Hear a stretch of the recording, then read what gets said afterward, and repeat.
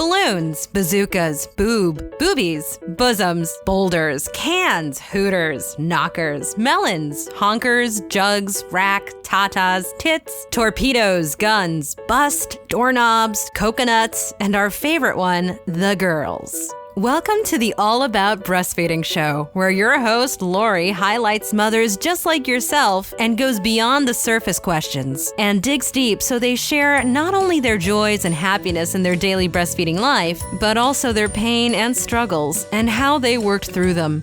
Episode number 52, Weddings and Babies. Weddings and babies who breastfeed. Weddings and babies who exclusively breastfeed. I wanted to share the information in this show because I frequently hear mothers complaining, being upset, anxious, concerned about needing to go to a wedding and not having their baby invited to the wedding and people not understanding. I wanted to make a show to help bring the problem to the surface and try and explain to people who don't really understand what it's like to be a breastfeeding mother and the anxiety that you feel when you're invited to a wedding without your baby, or that maybe not necessarily anxiety, but concern or just feeling not heard or not understood and not understanding why people or how people think that a mother can just all of a sudden up and come to a wedding without her 4-week-old, 8-week-old, 12-week-old, 4-month-old, or whatever. It's just not that easy or practical. So I felt that I would do a show about it. This may be a show that you might want to send to a sister or a friend or another family member who invites you and doesn't invite your child. It may help them to understand a little better. This is a very common scenario of what happens. Let's say your sister got engaged a year ago, and the whole family was so incredibly excited. While you were planning her engagement party and her bridal shower, you also could not help yourself but to daydream about her wedding day. You have been married for 10 years, and your sister Heather is 5 years older than you, and the whole family was almost giving up that she would find that special person. And now she has. This is what you've been waiting for. You are now 2 months away from the wedding. You have had many, many discussions with your sister about all the plans she has had for her wedding. There are relatives you have not seen since your wedding, and the excitement is building. But then there is a bombshell. Your sister is on the phone complaining to you about her conversation with a cousin of both of yours. This cousin was telling your sister how excited she was to come to the wedding, to see all the friends and family, and finally have the opportunity to introduce her 3 kids to all these aunts and uncles and second cousins they have only seen in pictures. That phone call had been kind of long, and you were about to get off the phone, but since your sister seems so distraught, you just pop your baby in the wrap, and you pop her on the boobs, and you put the phone on speakerphone so you can listen and empathize with your sister now that she seems to be on a roll. As you are manipulating the baby and the wrap, you're beginning to realize that somewhere along the way you must have missed part of the conversation, because as you came back fully into the conversation, you hear your sister say something along the lines of how she is not going to let snotty crying babies ruin her wedding. Well, you let her talk for a few more minutes as she complained about not only this cousin, but also friends of hers who she is now realizing are assuming that their children will be invited to the wedding. You couldn't help but ask your sister if telling no to some but yes to others is not going to be awkward for her. And your sister Heather says, well, no, she is not having any babies or kids at her wedding, so there's nothing awkward about it. As you nursed your little one and patted her bum while she hung out in the baby wrap, you innocently said, well, what are you going to say to them when they see Hayden with me, I can't very well hide her. And this, right here, at this very moment, was one of those defining sister life-changing moments that you just know you will never forget. Your ears burn as you hear Heather say, "You're not going to tell me that you assumed that Hayden was invited too. Please don't tell me you're making the same assumption those other blankety blanks are." Because you are stunned and in shock and feel a mommy meltdown moment about to happen, you don't answer right away. But your sister is not letting you get away with it. And Heather is like, Cindy, what the blank? Are you there? Answer me. Hello, are you there?" You had been holding the phone against your ear for the first part of the conversation, but you switched it to speakerphone, and you hear your sister screaming, hello, and it goes across the room, as if she were right there in the room with you. Well, you find your mother lion voice, and you take a deep breath, and you just give it to your sister. You just go on this huge rant, and you don't come up for air until you have sufficiently told her off. Heather is as equally enraged, yelling that she can't believe you're as bad as the rest of them. Both of you, kinda sorta, reach a point where you're just done with each other, and about the same time, hang up on each other. Here in a nutshell, a very, very large nutshell, is what our relatives and friends and family need to know about the expectation when they send out an invite to a mother who is actively nursing her baby and expect them to attend the affair without their child. She is not purposely being a pain in the tush, I'm sure, and giving you a hard time. They genuinely want you to attend their wedding as much as you genuinely cannot leave your baby at home. So, there's a big problem here. It's your sister's wedding day, and she would be really upset if you were not there, and yet it's her day. We might not understand it, we might think she is being cruel or insensitive, but the fact is, it is her day, and she really should be able to get what she wants. Well, the first thing that your sister and others really need to know is that if they really want to include you in their wedding, they must realize that you and your baby are, by choice, attached to each other. You need your baby, and your baby needs you. Other invitees may also be in the same boat. So if they love you and want you to share in their special day and do not want babies at the ceremony and or at the reception, they either will need to do whatever they can to make it as easy as possible for you to attend. And there are many options, and we can talk about that later. However, the general public who wants to separate mothers and babies, whether it be for an all-day wedding, an evening out, a class, a business trip, an all-day conference, jury duty, or other special family occasion, they just need to understand the world of breastfeeding. First, let's talk about babies who are exclusively breastfed. They get milk straight from the tap. Let's start with some basic breastfeeding 101. While this may be basic information to the family, it is usually information you only know because you've breastfed a baby or have been intimately around breastfeeding moms and babies. Now just think about it for a minute. As pissed off as you feel right now, think back to what you knew about how breastfeeding works before you started breastfeeding. Remember what you thought when you were pregnant, what the early days of breastfeeding was like? I bet you anything you had no idea how many times a baby fed, how long it took, and how exhausting it could be. I bet you also didn't realize how difficult planning to return to work or leaving your baby might actually be. You just thought you'd pump some milk, put it in a bottle, and someone else would give it to your baby. Whatever you thought about breastfeeding and babies and motherhood, I bet you anything you've learned a lot along the way to sometimes eat your words about some negative things you might have said or thought. Perhaps the word is not even negative, but maybe just uninformed. You may not have been able to understand why a mother just cannot be away from a baby for a few hours or an all-day wedding ceremony and reception. I've heard other mothers say, "Yeah, I know. I even balked at some mother friends of mine who said they couldn't get away for an overnight in Vegas for a friend's bridal party. And I really looked down upon them about that. And now I totally understand."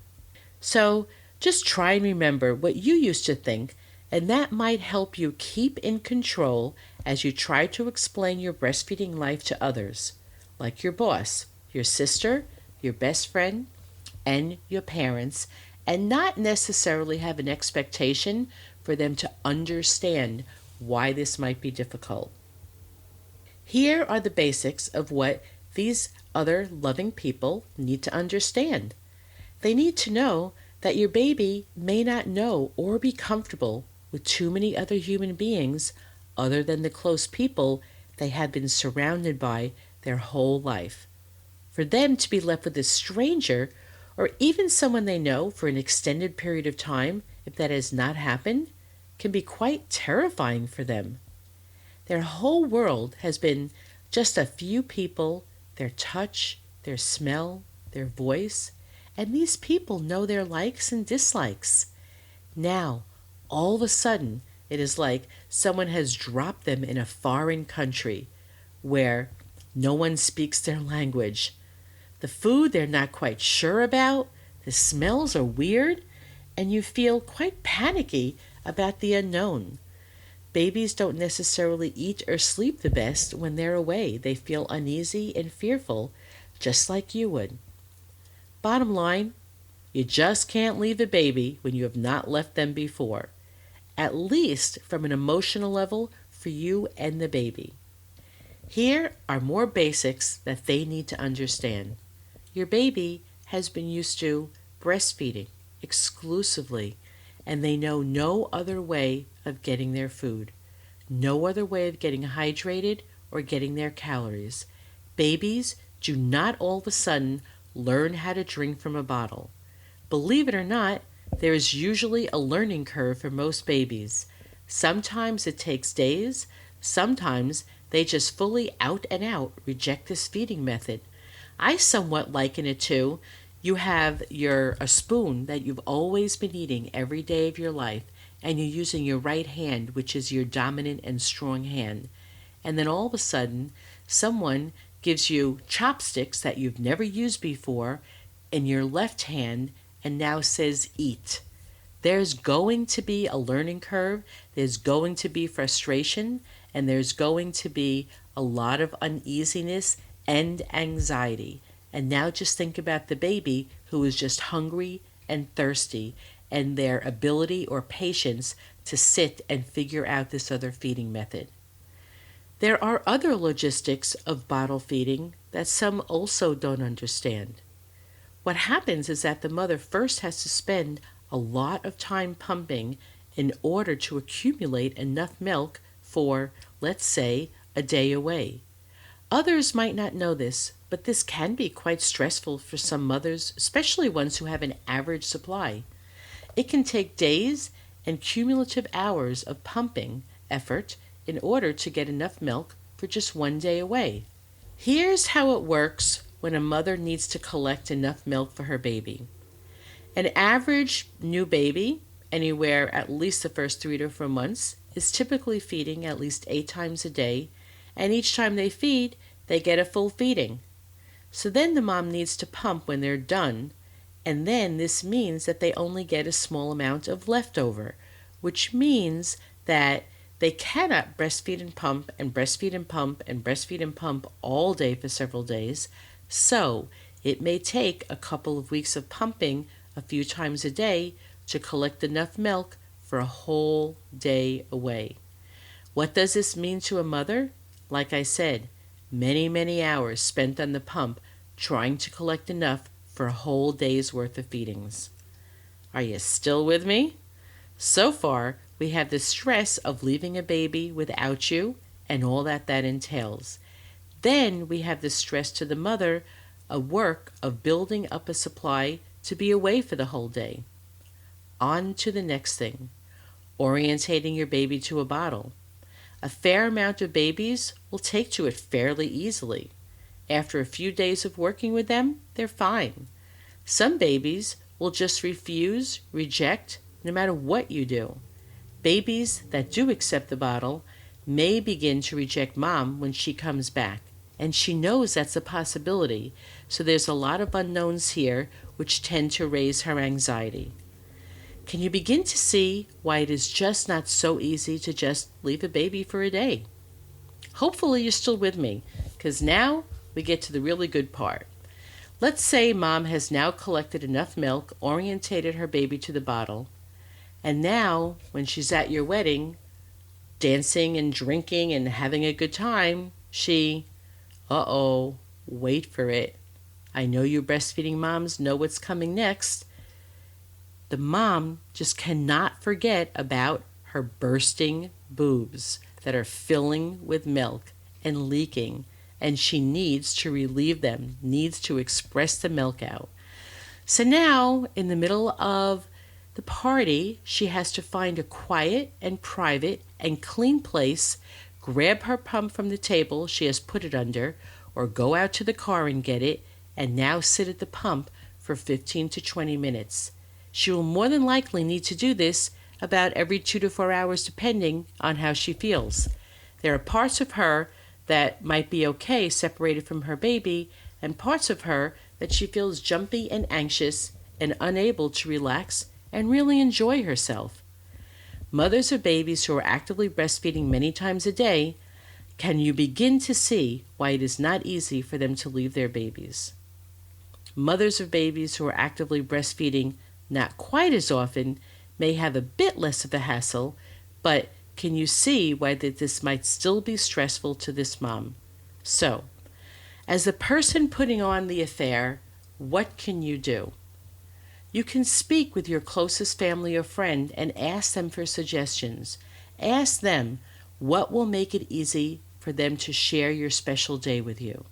And I have some solutions, and I'd love for my audience to come up with their own solutions and post it in the comments. Here are some solutions. First of all, just let them know that you recognize it can be hard, and yet you still want them there for your special day. Perhaps you can make them feel comfortable letting them have the baby in the reception and in the ceremony with an understanding that they will walk out with the baby if the baby gets even the least little bit fussy. That's always an option, of course, depending upon the role that the mother plays. If she's in the wedding party, there definitely needs to be someone else helping her with this. You can suggest that they bring a caregiver who can be available to take the baby for a walk when she's getting fussy, either during the ceremony or during the reception. As the person who's putting on the wedding, you can also, a part of you, just accept the fact that weddings really are about family and friends, and that includes babies, and that there might be a little whine or a cry or fussing heard during your ceremony until someone is able to take the baby out, which I'm sure will just be a minute or two. You can also offer childcare in a room that is very close to wherever you are going to be. So let's say they don't have someone that they could bring with them. If you had a room that the mom could go to whenever she needed to see, connect, or feed her baby, that would make it much easier for her to attend. And the childcare really needs to be on site, not away somewhere. You can also let them know that you really want them to be there on your special day, and you will do whatever it takes to help them feel more comfortable. The best that you can do is try to make it as easy as possible. And if they are not able to come, then you just need to accept that they're not able to come, and it's nothing personal. They just cannot be separated for a lot of the reasons that I just stated. Well, I could probably go on like this for quite a while, and I could come up with a bunch of solutions myself also, But what I would love for my audience to do is All About Breastfeeding listeners, just put it in the comments, go to allaboutbreastfeeding.biz, and you can see that little speaker on the right-hand side of the page, and you can just send a voicemail and tell me what your thoughts are. And remember, what I'm looking to do is not bash the people who don't want your kids at the wedding or who don't understand. What I'm looking to do is come up with some creative and doable ideas that other mothers who are in this situation can use to work it out with family and friends who are having occasions that they're initially told they cannot bring their baby, or they really haven't provided a facility or the situation well enough to make it okay for them to come with their baby. Or just different ways of putting it. I mean, I put it a certain way about why it's hard for mothers to be separated. I would love for you to add your own thoughts to it. So remember, just go to allaboutbreastfeeding.biz/contacts. You can send me an email. You can go and send some comments at the end of the show notes, or you can leave a voicemail. I appreciate you spending time with me today on All About Breastfeeding, and I look forward to the next show. And that's it for our show today. Thanks for hanging out with me, and I hope you're enjoying the shows. iTunes makes it so easy for you to get all the previous and upcoming shows. Just go to iTunes and search for All About Breastfeeding and subscribe to the show. As promised, I am now offering several ways that we can connect with each other. I talk to mothers all the time after they have given birth. Many have said they would have liked the opportunity to talk with me before their baby was born so they could go over certain things that may have been troubling them about breastfeeding. You have many questions about your own health, medication you're taking, and how it might impact breastfeeding, or perhaps about your breast and nipple anatomy. Perhaps you have fears or anxieties about breastfeeding, and you feel it will be helpful to talk it out before your baby's born. Some mothers just have a bunch of questions that could not be answered in your regular breastfeeding class because of time or privacy. These are just some of the many reasons you will want to have a Skype consult with me. Talking things through can help you clear the way emotionally for an excellent start with breastfeeding. All you need to do is go to allaboutbreastfeeding.biz/Skype to schedule your online prenatal consult. Next up to talk about, I finally have all the pieces in place and our online breastfeeding mothers group is ready to go. I know how hard it can be in the last trimester just waiting to give birth, looking forward to holding your baby in your arms for the first time, and the excitement building as you look forward to breastfeeding your baby. How great would it be for you to hang out with other pregnant moms and new mothers? Pregnant moms get to find out what new motherhood is like and what newborn breastfeeding is like from brand new moms. And the brand new moms get to talk about all your breastfeeding stuff and ask all your questions about normal newborn breastfeeding. What I have is a virtual online breastfeeding mothers group where you sign on once a week to meet and chat with other mothers who are going through similar experiences as you are. You become friends and support each other. I will be facilitating the group, so you know there's always an experienced lactation consultant ready to jump in and answer your questions and make sure the information is accurate. If you would like to be part of 10 mothers who will meet once a week virtually for 8 weeks to talk about all about your breastfeeding stuff, just check out allaboutbreastfeeding.biz/support. You will find out more detailed information on the group's start dates and prices and how it all works.